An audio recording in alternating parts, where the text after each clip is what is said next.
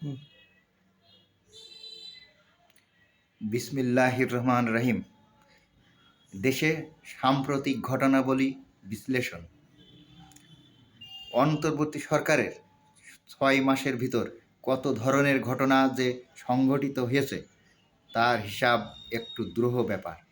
তবে দেশের ভিতর বিশৃঙ্খলা, ভাঙচুর, আন্দোলন ও নানা ঘটনায় কমিটি গঠন অব্যাহত আছে। এখন মুক্ত মিডিয়ার জন্য বিশৃঙ্খলা, ভাঙচুর ও বিভিন্ন ধরনের আন্দোলন ও সেই সাথে রাস্তা অবরোধ সব বিষয়ে মতামত ও যুক্তিতর্ক মোটেই থেমে নাই। সেটা এখন দিনে দিনে আরও বৃদ্ধি পাচ্ছে।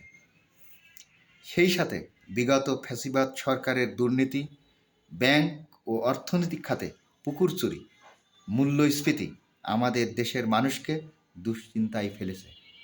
সরকারও যেন সব ব্যাপারে সামাল দিতে হিমশিম খাচ্ছে এবং আইন শৃঙ্খলা নিয়ন্ত্রণে রাখতে অনেকটা ব্যর্থ হচ্ছে।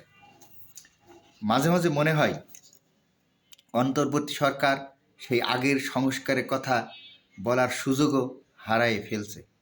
কারণটা দিবালোকের মতো স্পষ্ট। সরকার জন্মের শুরুতে দৃঢ়তার সাথে পদক্ষেপ নিতে ব্যর্থ হয়েছে। এর আগেও বলেছিলাম, বাসর রাতেই বিড়াল মারতে হয়, বানরকে কখনো মাথায় তুলতে নাই। যার জন্য এই সরকার করাতের দুই দিকে ধার এমন অবস্থায় পড়েছে। বর্তমানে কঠোর কোনো ভূমিকা রাখতে পারছে না।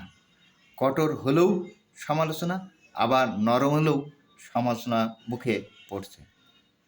ফলে সরকার কোন দিকে পা বাড়াবে?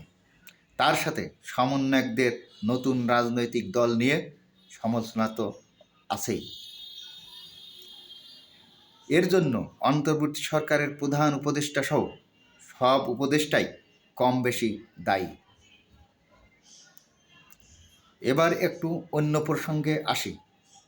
সাম্প্রতিক ঘটনাবলী। ধানমন্ডি ৩২ নম্বর শেখ মুজিবুর রহমানের বাড়ি ভাঙচুর, বিভিন্ন জেলায় ভাঙচুর, গাজীপুরের হানাহানি, সেই সাথে মৃত্যু। ২১শে বইমেলা, তসলিমা নাসরিনের লেখা বই নিয়ে অনাকাঙ্ক্ষিত ঘটনা। দেশের ভাবমূর্তি, দেশে ও দেশের বাইরেও কী বার্তা যাচ্ছে? ব্যর্থ রাষ্ট্রের বার্তা। এদিকে মোদি ট্রাম্প বৈঠক আমাদেরকে কতটুকু স্বস্তি দিবে? সব মিলায়ে আমাদের দেশ আমাদেরকেই ভাবতে হবে।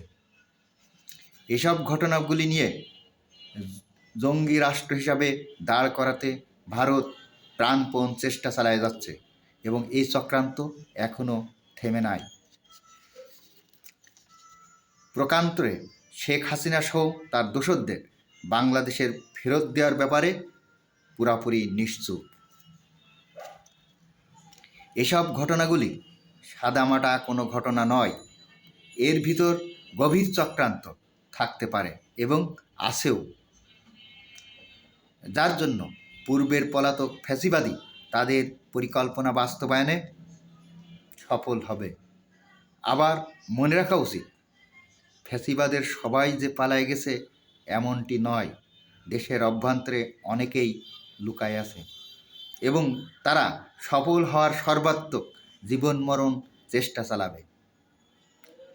সরকার, আমাদের সমন্বয়ক ও ধর্মীয় গোষ্ঠী, বিভিন্ন দল সম্ভবত সেটা বুঝতে ব্যর্থ হচ্ছে। মনে রাখতে হবে, রয়ের চক্রান্ত অধিক শক্তিশালী এবং তারা যা চায় তাই করতে পারে। আমার একটা গল্প মনে পড়ে। এক ফকির ভিক্ষা পায় না, সে সব দিক দিয়ে সবল। অন্য এক ফকির অনেক ভিক্ষা পায়, কারণ সে পা কাটা লুলা।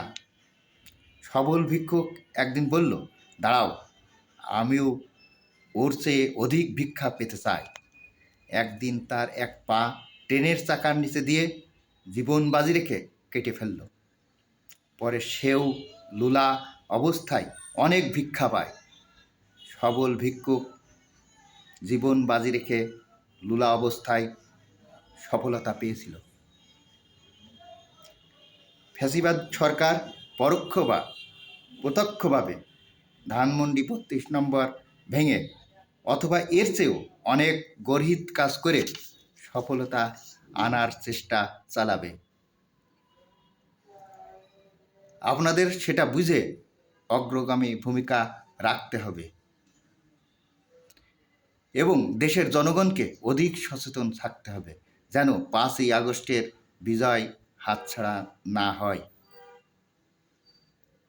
আমরা মুক্ত মিডিয়ার যুগে বিভিন্ন মতামত ও যুক্তিতর্ক দেখে কোনটা সঠিক কোনটা বেঠিক বোঝার সক্ষমতা সবাই যেন হারাই ফেলছি।